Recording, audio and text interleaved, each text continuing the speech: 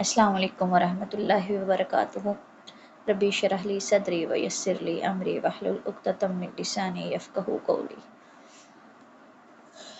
یہ آج کا ہمارا ٹاپک ابو نصر الفارابی سے متعلق ہی ہے۔ یہ بھی مسلم مفکر ہیں، مسلم فلاسفر، تھنکر، ایجوکیشن کے حوالے سے۔ اور جیسے کہ ابھی میں نے آپ سے سوال کیا کہ معلم ثانی کنہیں کہا جاتا ہے، تو ابو نصر الفارابی کو ہی معلم ثانی کہا جاتا ہے۔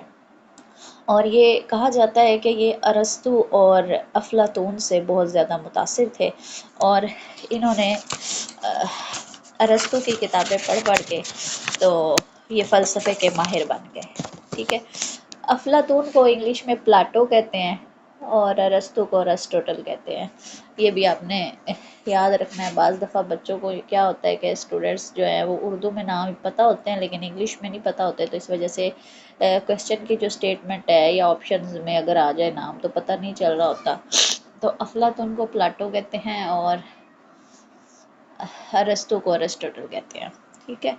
ابو نصر الفارابی اگر فلسفے کی ہسٹری میں دیکھا جائے تو اسلام سے پہلے ارسطو تھے فلسفے کے ماہر، اور مسلمانوں میں جو ہے وہ الفارابی کا نام جو ہے وہ بہت زیادہ نظر آتا ہے، بہت ممتاز نظر آتا ہے۔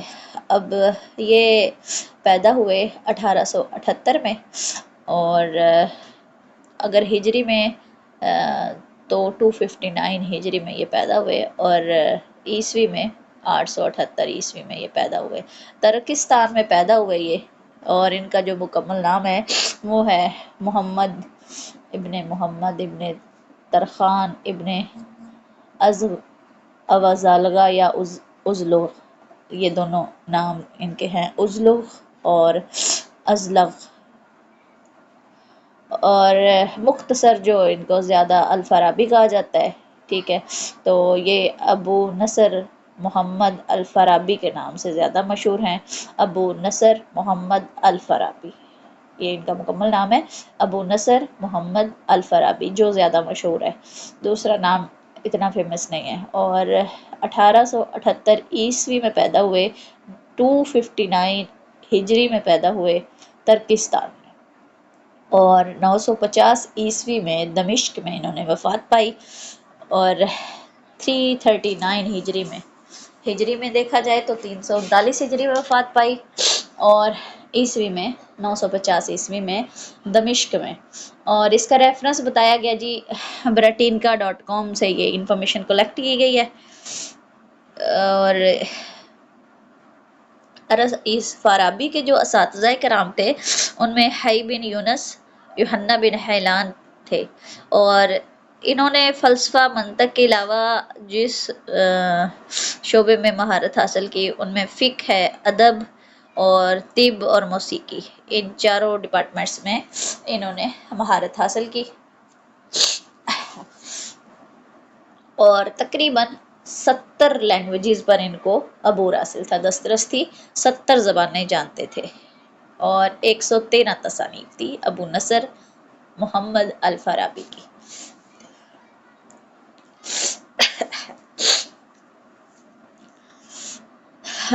معلم ثانی نے اسی لیے کہا جاتا ہے کہ یہ ایک بہترین معلم تھے۔ تو ابو علی سینا بہت مشہور مفکر ہیں، وہ کہتے ہیں کہ فارابی جیسا کوئی خوشاچی نہیں ہے، ٹھیک ہے، یعنی کہ بہت پائے کے استاد ہیں، ان جیسا کوئی نہیں ہے، اور درس و تدریس جو ہے یہ فارابی کا مشغلہ تھا۔ اب فارابی کا جو فلسفہ تعلیم ہے وہ کیا ہے؟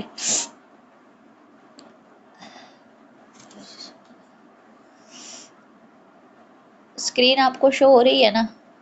پیج نمبر 74 کے بعد اب ہم پیج نمبر 75 پہ آ چکے ہیں، ٹھیک ہے۔ تو فارابی کا جو فلسفہ تعلیم ہے وہ یہ ہے کہ وہ کوئی بھی مفکر ہو یا فلاسفر ہو، اس کے جو تصورات ہوتے ہیں ان کا تعلق بیسیکلی انٹولوجی سے اور ایگزیالوجی سے ہوتا ہے۔ انٹولوجی ہوتی ہے ایگزسٹنس، وجودیات سے متعلق ہوتی ہے، ٹھیک ہے، جس میں انسان اور یہ کائنات اور اللہ تعالیٰ کے جو ان کا باہمی تعلق ہے اس کی حقیقت کیا ہے، اس کے بارے میں نالج ہوتا ہے، آنٹولوجی۔ اور اس کے بعد دوسرا جو فلسفہ ان کا تصور ہوتا ہے فلاسفر کا، وہ ایگزیالوجی ہے۔ ایگزیالوجی جو ہے وہ ویلیوز سے بلونگ کرتی ہے، کہ ایگزیالوجی کے اندر کیا ہوتا ہے، اخلاقیات یا اقدار کے ساتھ کی جو حقیقت ہے اس سے بحث کی جاتی ہے۔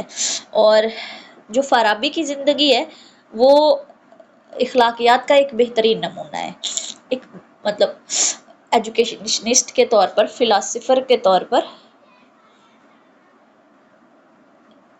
فارابی کی زندگی جو ہے وہ بہترین نمونہ ہے اخلاقیات کا۔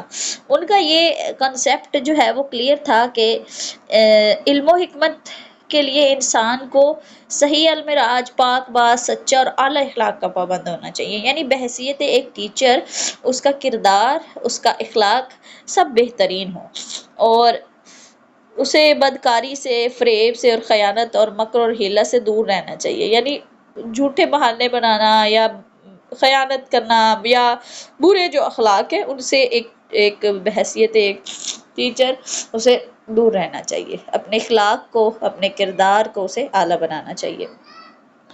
اور فارابی جو تھے وہ علم کو ذریعہ معاش بنانے کے خلاف تھے، یعنی اسے وہ علم جو ہے وہ اللہ کی رضا کے لیے ان کے نزدیک ضروری تھا، بلکہ ان کو ذریعہ معاش بنانا جو ہے وہ اس کے خلاف تھے، وہ اس چیز کو نہیں تسلیم کرتے تھے۔ اور وہ ایسے شخص کو عالم بھی نہیں تسلیم کرتے تھے جس کا وہ کہہ کہ اخلاق دنیا میں اصلاح، اخلاق اور آخرت میں جو حصول ہے سعادت کا ذریعہ نہ بنے، بلکہ ان کے نزدیک جو سعادت کے لیے عمدہ اخلاق کی تکمیل جو ہے وہ ضروری تھی۔ اب فارابی کے جو مقاصد تعلیم تھے یا آبجیکٹیوز تھے ان میں تعلیم جو ہے وہ انسانی فرد، یعنی کوئی بھی معاشرے کا فرد ہے یا معاشرہ ہے، اس کے لیے جو تعلیم ہے، ایجوکیشن ہے، بہت زیادہ ضروری ہے۔ اس کے آنٹولوجی اور ایگزالوجی کے کنسیپٹس کی روشنی میں جو انہوں نے آبجیکٹیوز آف ایجوکیشن جو متعین کیے تھے وہ یہ تھے کہ کائنات کے مدبر کی حیثیت سے اللہ تعالیٰ کی معرفت کا حصول، یعنی اللہ تعالیٰ جو ہے وہ کائنات کے خالق مالک ہیں، ٹھیک ہے۔ تو ان تعلیم کا جو مقصد ہے وہ اللہ تعالیٰ کی معرفت کا حصول ہونا چاہیے، یعنی اللہ تعالیٰ کی رضا اور خوشنودی حاصل کرنا چاہیے، اللہ تعالیٰ کو جاننا چاہیے۔ انسان کا اپنے فطرت کے بارے میں، اپنی فطرت انسان کی کیا ہے اس کو جاننا، اور مقام کا شعور، یعنی انسان کا دنیا میں کیا مقام ہے، ٹھیک ہے، اس کے بارے میں جاننا، انسان کی فطرت کیا ہے، پھر آخرت کے بارے میں جاننا، دنیا میں خوش خلقی کا اہتمام، یعنی اخلاقیات کو جو ہے وہ اعلیٰ نمونہ بننا، اور آخرت کی میں کامیابی جو ہے اس کا حصول، یہ تعلیم کا مقصد ہونا چاہیے۔ اور جو علم کی فضیلت کا شعور ہو کہ علم جو ہے وہ سب سے علم حاصل کرنا جو ہے وہ افضل کام ہے، جیسے کہ احادیث مبارکہ میں بھی ہے کہ علم حاصل کرو چاہے تمہیں چین جانا پڑے، اور گود سے لے کے گور تک علم حاصل کرو، اور علم والے اور جاہل برابر نہیں ہو سکتے، ٹھیک ہے۔ تو یہ پھر جو اہل علم ہے ان کا احترام کرنا اور عبادت الہی میں پختگی، یہ سب جو ہیں فارابی کے آبجیکٹیو یا ایمز آف ایجوکیشن تھے۔ اس کے بعد جو ہے فارابی کی میجر ورکس جو ہے اس پہ بات کر لیتے ہیں کہ فارابی کا جو میجر ورک ہے وہ کیا ہے۔ تو فارابی کا جو میجر ورک ہے اس میں انہوں نے جو کتب لکھی ان میں سے 5 جو فیمس کتب ہیں، ان میں سب سے پہلے کتاب الموسیقی الکبیر، یعنی کیونکہ وہ موسیقی میں بھی مہارت حاصل رکھتے تھے تو انہوں نے موسیقی پر ایک کتاب لکھی جو کہ بہت بڑی کتاب ہے موسیقی پر۔ پھر دوسری کتاب ہے المدینہ الفاضلہ، تو یہ ان کی کتاب جو ہے یہ بھی بہت مشہور ہے، اور یہ عام طور پر جو ہے اس کا موازنہ کیا جاتا ہے افلاطون کی کتاب ریپبلک سے۔ اس کے بعد رسالہ فی العقل ہے، پھر کتاب حروف ہے اور کتاب الاحصاء العلوم ہے. یہ الفارابی کی کتابیں ہیں. اور اس کے بعد ہمارے پاس جو دوسرے ایجوکیشنسٹ ہیں. اچھا، فارابی کی جو ٹیچنگ میتھڈالوجی ہے وہ کیا تھی؟ تو فارابی نے اپنے ٹیچنگ میتھڈ کو دو حصوں میں ڈیوائیڈ کیا، ٹھیک ہے، ایک جرنل اور دوسرا اسپیشل.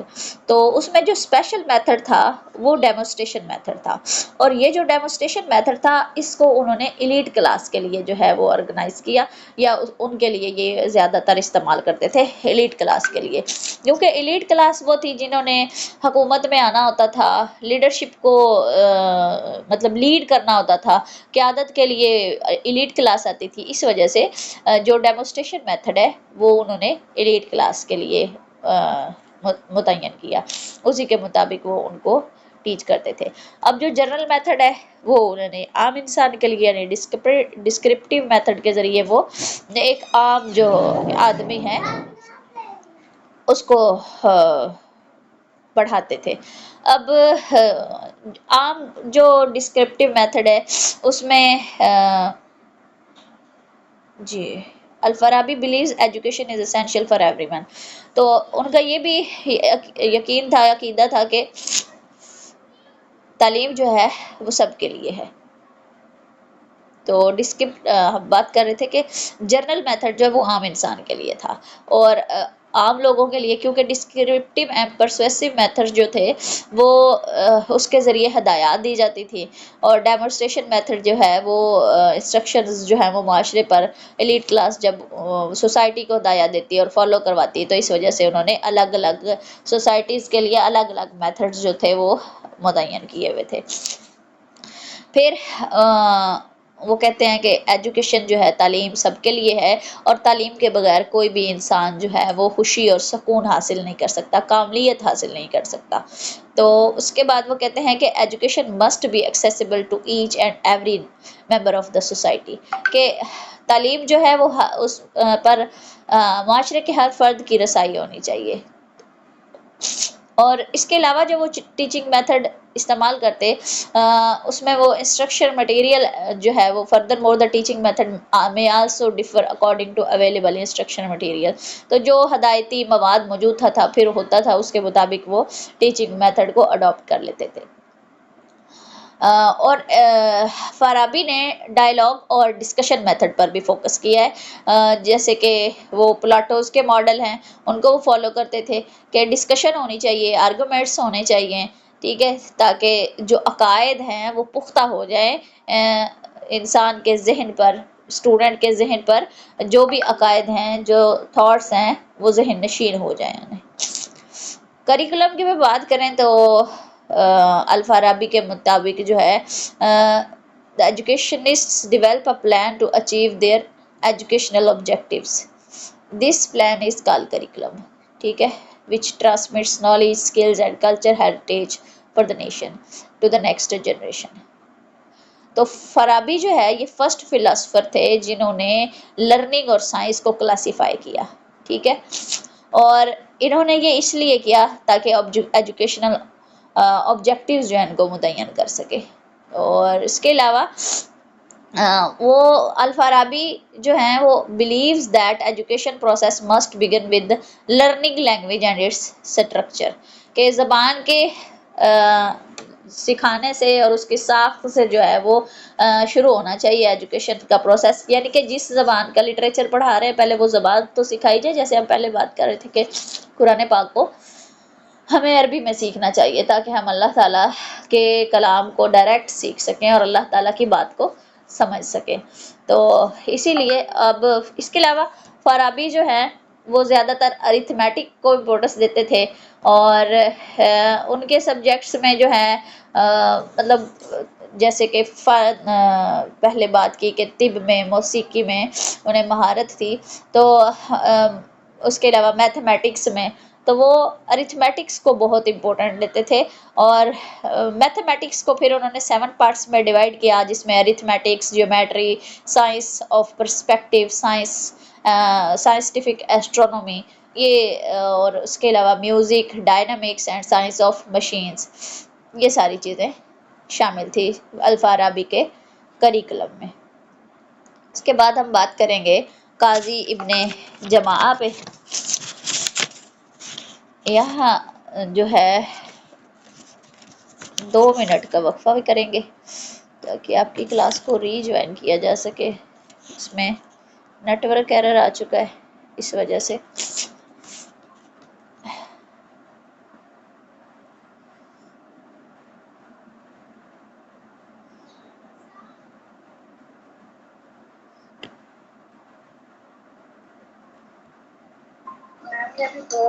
اچھا اچھا آپ کی کلاس ڈسکنیکٹ ہوئی تھی لیکن ریکارڈنگ آپ کی کنٹینیو تھی۔ تو پہلا فلاسفر تھا ہمارے پاس ابو نصر محمد الفارابی اور دوسرے قاضی ابن جماعہ ہیں، ٹھیک ہے۔ تو ابو نصر محمد الفارابی کو ہم پڑھ چکے ہیں۔ ابھی ہم جو دوسرے ہمارے ایجوکیشنسٹ ہیں قاضی ابن جماعہ، ان کو سٹارٹ کرتے ہیں، ان کی تھاٹس کو ڈسکس کرتے ہیں کہ ایجوکیشن کے اندر ان کا کیا ورک ہے، ان کے ٹیچنگ میتھڈس کیا ہیں۔ جی، قاضی ابن جماعہ، تو ان کا جو مکمل نام ہے وہ بدر الدین محمد بن ابراہیم بن سعد اللہ۔ میں اسکرین شیئر کر رہی ہوں، اسے تو آپ کے پاس موجود ہے بک، لیکن اسکرین شیئر کرنے کے بعد آسانی ہو جائے۔ اردو میں کس طرح لکھا جائے گا؟ یہ ہے جی، جیسے جماعت لکھتے ہیں، جماعت کی تے کاٹ دیں، ہاں جی ہاں جی، تو وہ یہ جماعہ بن جائے گا۔ جیسے جماعت لکھتے ہیں نا تو تے کاٹ دیں آخر سے تو جماعہ بن جائے گا۔ جی نام اگین بتا دیجیے۔ جی، ان کا نام ہے بدر الدین محمد بن ابراہیم بن سعد اللہ بن جماعہ۔ یہ پیدا ہوئے 1241 عیسوی میں، اور اگر ہجری کی بات کریں تو 639 ہجری بمطابق 1241 عیسوی میں پیدا ہوئے۔ شافعی مسلک تھے، یعنی امام شافعی کے پیروکار تھے، شافعی المسلک تھے، ٹھیک ہے۔ اور یہ شیخ الاسلام بھی تھے، قاضی القضاء کے یعنی چیف جسٹس کے عہدے پر بھی فائز رہے۔ اس کے علاوہ انہوں نے فقہ، اصول فقہ، تاریخ اور حدیث جیسے علوم جو ہیں ان میں ان کو مہارت حاصل تھی، اور انہوں نے فقہ اسلامی میں یعنی اسلامی فقہ میں آئینی قانون پر ایک بہت ہی مشہور کتاب لکھی جس کو تحریر الحکام فی تدبیر الاسلام کہا جاتا ہے، فی تدبیر الاسلام، سوری، تحریر الاحکام فی تدبیر الاسلام۔ یہ ان کی بہت امپورٹنٹ کتاب ہے۔ اور قاضی ابن جماعہ جو ہیں یہ بہت بہترین معلم تھے، ٹھیک ہے، اور ان کی جو شاگردوں کی تعداد ہے وہ بھی بہت زیادہ ہے۔ ان کا جو سگنیفیکنٹ ورکس ہے، یعنی انہوں نے جو میجر کام کیا وہ کیا ہے، ان کی کچھ مشہور کتب ہیں۔ تحریر الحکام فی تدبیر الاسلام یا تدبیر الاسلام، یہ ابھی میں نے نام دہرایا آپ کے سامنے۔ دوسری کتاب ہے تذکرہ السامع والمتکلم، تذکرہ السامع والمتکلم فی آداب العالم والمتعلم۔ یہ کافی لمبا نام ہے، تو یہ ان کی 2 بہت ہی مشہور کتب ہیں۔ اور جو کتاب ہے نا ان کی تذکرہ السامع والمتکلم فی آداب العالم والمتعلم، یہ ان کی ایجوکیشن پہ زیادہ فیمس بک کتاب ہے۔ اسی کے اندر انہوں نے جو ٹیچنگ اینڈ لرننگ پر بہت زیادہ ورک کیا ہوا ہے۔ It is an out standing work on teaching and learning. تو آپ سے یہ سوال پوچھا جا سکتا ہے کہ قاضی ابن جماعہ کی جو ٹیچنگ اینڈ لرننگ پر کتاب ہے اس کا نام بتائیں، ٹھیک ہے۔ تو آپ نے اس کتاب کا نام یاد رکھنا ہے، تذکرہ السامع والمتکلم فی آداب العالم والمتعلم۔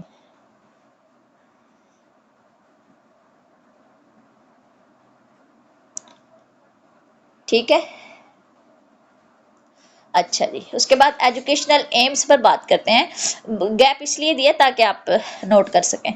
اچھا، he believed that purpose of education is not gaining worldly and material benefits.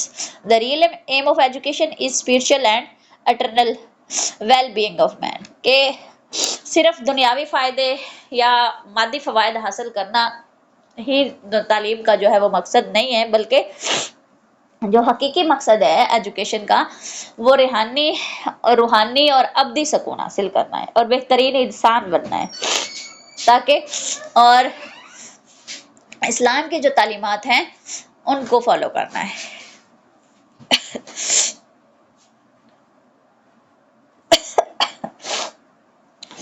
اب قاضی ابن جماعہ جو ہیں انہوں نے ان کے نزدیک جو ایجوکیشن کا نصب العین ہے وہ دین کی سربلندی اور آخرت کی فلاح ہے.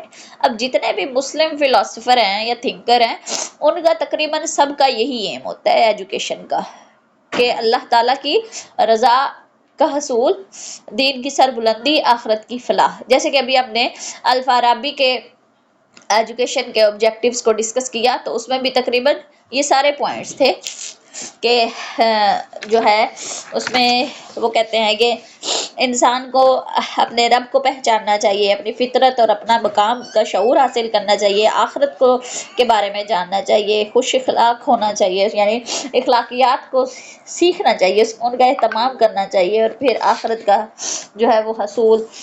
تو یہ اسی طرح جتنے بھی مسلم تھنکر ہیں تقریباً سب کا ایجوکیشن کا آبجیکٹیو یہی ہے. ہاں، اس کے بعد teaching methodology and qualities of teacher. تو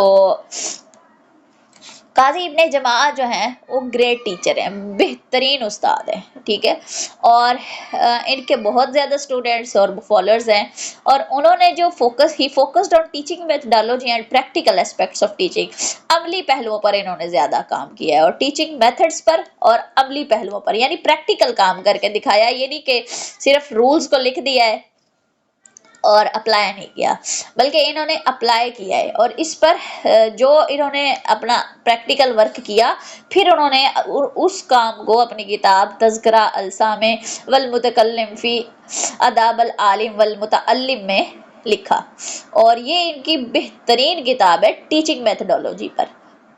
تو اس میں آپ سے یہ بھی کویسچن آ سکتا ہے، ٹیچنگ میتھڈالوجی پر مسلم فلاسفرز میں سب سے بیسٹ بک جس نے لکھی وہ کون ہے؟ تو قاضی ابن جماعہ. تو اس کتاب میں وہ کیا لکھتے ہیں؟ انہوں نے لرننگ اور ٹیچنگ کے تمام پہلوؤں کو ڈسکس کیا، اور یعنی کہ اس میں انہوں نے بینگ اے ٹیچر، ایک ٹیچر کا بیہیویئر کس طرح سے ہونا چاہیے اور اس کو کن رولز کو فالو کرنا چاہیے ان کو تفصیل کے ساتھ لکھا. اور پھر بینگ اے اسٹوڈنٹ، ایک ٹیچر، ایک متعلم کا، یعنی ایک اسٹوڈنٹ کا بیہیویئر کس طرح کا ہونا چاہیے اس کے بارے میں ڈیٹیل سے لکھا، اور ایک جو پہلو ہے اس کو ڈسکس کیا. تو انہوں نے جو ایک ٹیچر کی کوالٹیز بتائیں یا خصوصیات بتائیں کہ کون کون سی خصوصیات ایک ٹیچر کے اندر ہونی چاہیے، تو وہ کہتے ہیں کہ teacher should study Quran regularly and ponder upon its connotation. کہ ایک تو اسے قرآن کی تلاوت کو اپنا معمول بنانا چاہیے، ٹھیک ہے، روزمرہ زندگی میں قرآن کی تلاوت کو اس کا حصہ ہو، اور پھر اس کے اسرار و معارف پر اسے غور و فکر کرنا چاہیے. جو بھی وہ پڑھے اس پہ غور و فکر کرے، اسے سیکھے، اس پر عمل کرے. تو بینگ اے ٹیچر آپ کو بھی قرآن پاک کی تلاوت کو اپنی زندگی کی روٹین میں شامل کرنا چاہیے. کبھی کبھار یا جمعے کے جمعے پڑھ لینا کافی نہیں ہے. اچھا، اس کے بعد ہے a teacher must love his students. تو یہ بہت امپورٹنٹ بات ہے.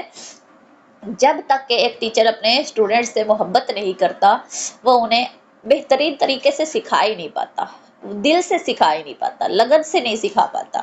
اور پھر وہ کہتا ہے کہ he should be kind and helpful to others as well. تو پھر دوسروں کے ساتھ میں بھی اسے اتنا ہی رحم دل اور اتنا ہی مددگار ہونا چاہیے جتنا کہ اپنے اسٹوڈنٹس کے لیے. یہ نہیں کہ صرف اپنے اسٹوڈنٹ کے ساتھ تو ٹھیک ہے محبت پیار سب کچھ ہے لیکن دوسروں کے ساتھ نہیں.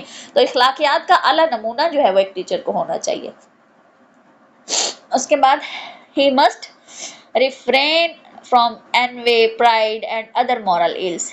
تو وہ کہتے ہیں کہ ایک ٹیچر کو گریز کرنا چاہیے، بچنا چاہیے حسد سے، تکبر سے اور ساری جو اخلاقی بیماریاں ہیں ان سب سے بچنا چاہیے، ان کو اپنے دل میں جگہ نہیں دینی چاہیے.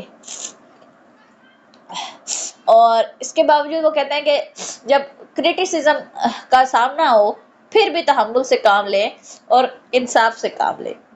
انصاف یعنی اختلاف رائے ہو جائے، جھگڑا ہو جائے، مناظرہ ہو جائے تو اس میں بھی انصاف کا دامن جو ہے وہ ہاتھ سے نہیں جانا چاہیے، اسے نہیں چھوڑنا چاہیے. He must do justice in all circumstances. ہر قسم کے حالات میں جو ہے وہ اسے اس انصاف پسندی سے اسے کام لینا چاہیے.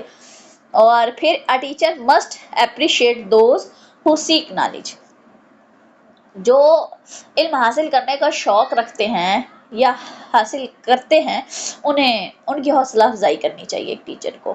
اور he must careful and clear while answering the questions. یہ بہت امپورٹنٹ رول ہے کہ جب اسٹوڈنٹ کوشچن کرے تو ایک ٹیچر کو تحمل سے جواب دینا چاہیے.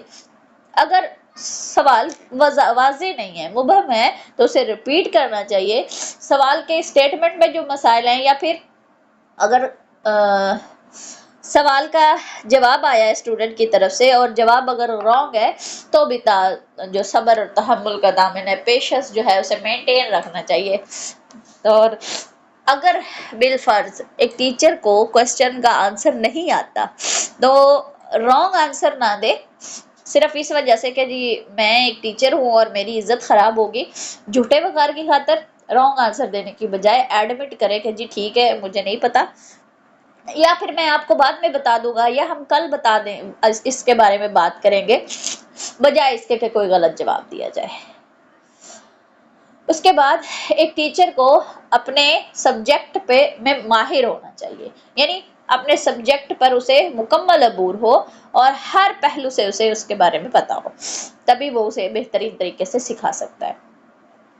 اس کے علاوہ جو ایک ٹیچر کو کیا کرنا چاہیے کہ he must try to cultivate love of learning in his students. کہ سیکھنے کا جو شوق ہے، جو محبت ہے سیکھنے کی، جو لگن ہے وہ اپنے بچوں کے اندر پیدا کرنی چاہیے، اپنے اسٹوڈنٹس کے اندر پیدا کرنا چاہیے. تو یہ ساری ذمہ داریاں ایک ٹیچر کی ہیں اور بینگ اے ٹیچر آپ کو بھی ان ساری ذمہ داریوں کو پورا کرنا چاہیے.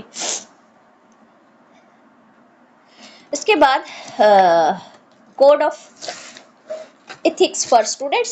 اب اسٹوڈنٹ کی باری آ جاتی ہے کہ اسٹوڈنٹ کو کیا کرنا چاہیے یا اس کے کیا رول ہیں. تو اس کے بارے میں بھی قاضی ابن جماعہ نے code of ethics for students جو ہے وہ کمپلیٹ ایک کوڈ دیا ہے. ٹھیک ہے، وہ اس بات پر یقین رکھتے تھے کہ اسٹوڈنٹس جو ہیں وہ must devote their whole life for education. کہ ایک طالب علم کو اپنی پوری زندگی جو ہے وہ تعلیم کے لیے وقف کرنی چاہیے. اور they should never miss their classes. دھیان سے سنیے گا، ابھی آپ being a student سنیں، ٹھیک ہے، پہلے آپ کو being a teacher جو آپ کی رسپانسبلٹیز ہونی چاہیے تھی وہ بتائے گی. ابھی آپ خود کو ایک اسٹوڈنٹ فیل کریں اور انسٹرکشنز کو سنیں کہ قاضی ابن جماعہ کیا کہتے ہیں. وہ کہتے ہیں کہ they should never miss their classes. They must study with complete concentration and devotion. مکمل توجہ اور ڈیڈیکیشن کے ساتھ اور اپنے وقت کو تعلیم کے لیے وقف کر کے نکال کے، خاص وقت نکال کے تعلیم پر اسے دینا چاہیے. ٹھیک ہے، اور کلاسز مس نہیں کرنے چاہیے. اور student must be well behaved and cooperate with their fellow students in every possible way. اور یہاں پر اب فیلو کے ساتھ کس طرح کا رویہ ہونا چاہیے، یعنی ایک کلاس کے اندر موجود ایک طالب علم کا دوسرے طالب علم کے ساتھ بیہیویئر کیسا ہونا چاہیے. تو اس کے ساتھ کوپریشن والا جو بیہیویئر ہے وہ ہو، اس کے ساتھ تعاون کرے ہر پہلو سے. اور اس کے بعد اسٹوڈنٹ مسٹ رسپیکٹ ٹیچرس. لازمی طور پر یہ لازم ہے کہ استاد باادب بانصیب، بے ادب بانصیب. تو یہ قاضی ابن جماعہ بھی یہی کہہ رہے ہیں کہ اسٹوڈنٹس کو ٹیچرس کی رسپیکٹ کرنی چاہیے. اور if any student ever misbehaves with teacher all his fellows students should condemn him, کہ اگر کبھی کوئی اسٹوڈنٹ جو ہے وہ اپنے ٹیچر کے ساتھ بدتمیزی کرتا ہے، مس بہیو کرتا ہے، تو باقی فیلوز کو اس کو مذمت کرنی چاہیے، اسے سمجھانا چاہیے کہ اس نے غلط کیا ہے. اور یہ باتیں انہوں نے کس میں لکھی ہیں؟ اپنی کتاب تذکرہ السامع والمتکلم فی ادب العالم والمتعلم. بار بار کتاب کا نام اس لیے ریپیٹ کیا جا رہا ہے آپ کے ذہنوں میں بیٹھ جائے، ٹھیک ہے. تو اس کے اندر انہوں نے ایک ایک منٹ کی ایک مطلب بہت ڈیٹیل کے ساتھ ایک بینگ اے اسٹوڈنٹ کیا کوالٹیز جو ہیں ایک لرنر کے اندر ہونی چاہیے، ان کو انہوں نے ڈسکس کیا ہے. کہ وہ کہتے ہیں کہ کتاب کھولنے، پکڑنے، خریدنے یا ایک دوسرے سے کتاب ادھار لینے کے آداب پر انہوں نے بات کی ہے، ٹھیک ہے. اور پھر سیڑھیاں چڑھنے اترنے، برآمدوں میں چلنے، گھومنے پھرنے، جوتے اتارنے اور پہننے تک کے آداب جو ہیں انہوں نے اپنی اس کتاب میں ڈسکس کیے ہیں، لکھے ہیں. تو مختصر ہم یہ کہہ سکتے ہیں کہ قاضی ابن جماعہ نے تعلیم، فکر و فلسفہ میں کوئی اضافہ کیا ہے یا نہیں کیا، لیکن تدریسی حکمت عملی اور معلم اور متعلم یعنی اسٹوڈنٹ اور ٹیچر کے آداب اور ان کے ریلیشن شپ کے جو سلسلہ ہے اس کے بارے میں انہوں نے جو بھی انسٹرکشن دی ہیں وہ عصر حاضر یعنی موجودہ دور کے جو ماہرین معلمین کے لیے رہنما اصولوں کی حیثیت رکھتی ہیں، اور اس میں کوئی شک نہیں ہے. یہ بہت ہی گولڈن رولز ہیں ایک ٹیچر کے لیے بھی اور ایک اسٹوڈنٹ کے لیے بھی. تو جدید اصطلاح میں ان کی یہ جو تصنیف ہے، یہ کتاب ہے، ان کا جو ورک ہے یہ کہ تذکرہ السامع کو حکمت تدریس کا مرقع یا رہنمائے معلمین اسے کہا جا سکتا ہے، قرار دیا جا سکتا ہے.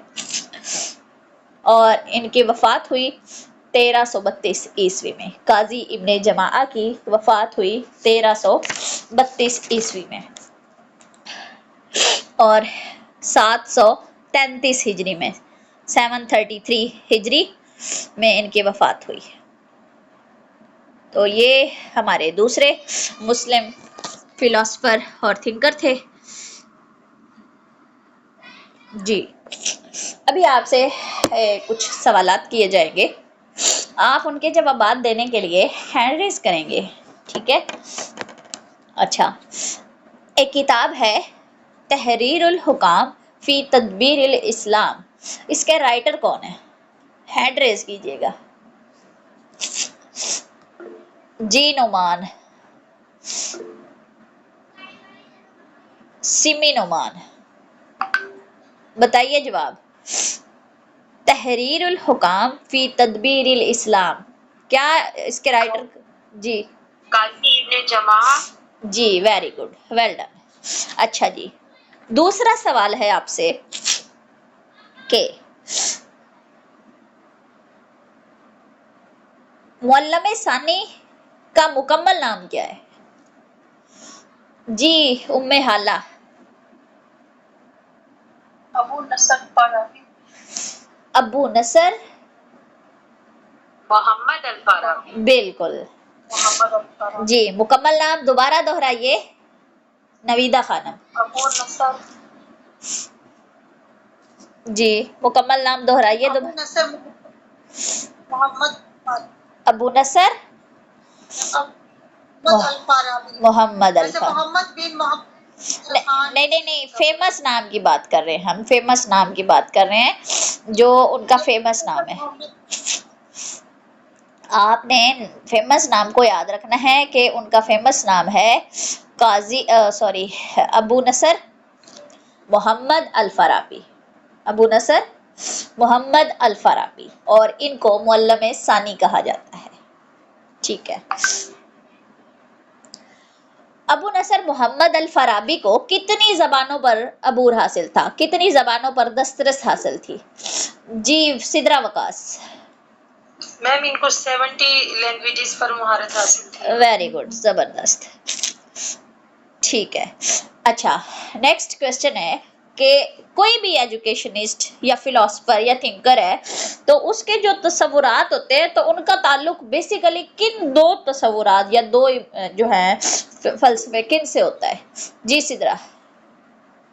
میم ایک تو آنٹالوجی اور دوسرا ایکزیالوجی. آنٹالوجی میں یہ وجودیات یعنی اس میں کائنات، اللہ تعالیٰ سے تعلق، اس کے بارے میں بات کی جاتی ہے، اور ایکزیالوجی میں جو ہے وہ ویلیوز سے بات کی جاتی ہے. جی بالکل زبردست، ویری گڈ. ٹھیک ہے جی. اس کے بعد لاسٹ کوشچن ہے،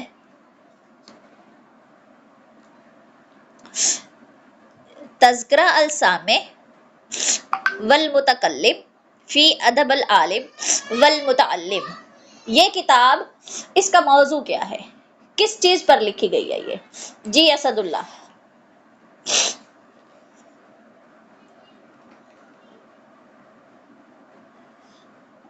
جی مس اسد اللہ کے نام سے جو ہیں، بتائیے جواب. یہ اس کتاب کا موضوع کیا ہے؟ تذکرہ السامع والمتکلم یا فی ادب العالم والمتعلم. جی میم یہ اسٹوڈنٹ اور ٹیچر سے اسٹوڈنٹ اور اسٹوڈنٹ اینڈ ٹیچر کے ریلیشن شپ کے اباؤٹ لکھا گیا ہے. جی ٹھیک ہو گیا، زبردست. اس کے علاوہ کون جو ٹیچر اور اسٹوڈنٹ.